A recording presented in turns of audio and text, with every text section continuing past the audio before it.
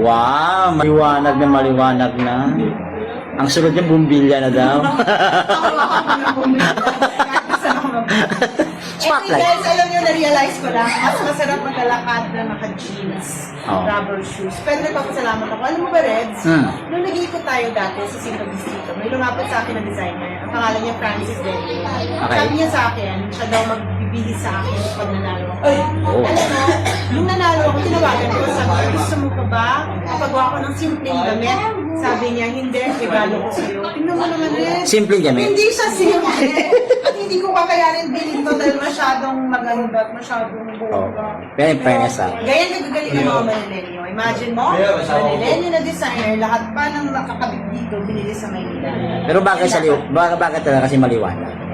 Ay, kumonsi. Oo. Kilang-kilang. Uy Liwanag na. sa gilid. Uy na. Pero bukas pag naka-jeans na ako, bumili na ang hawak ko. O Christmas lights. Para lumiwanag lalong ay. Sino yung designer ang Mami Bay? Francis Demi Lee. Oh, shout out. Magaling na designer yan, taga 5 Distrito sa Maynila. And yun ang makakasahan nyo dito ngayon. Gusto ko lagi ko sasortin mga galing lang sa Maynila. Para to promote our work. Pero guys, yung bagay siya sa ano, mag-clearing ganyan. Mag-iiring ko. Tama ka. Patinuod. Oo, di ba?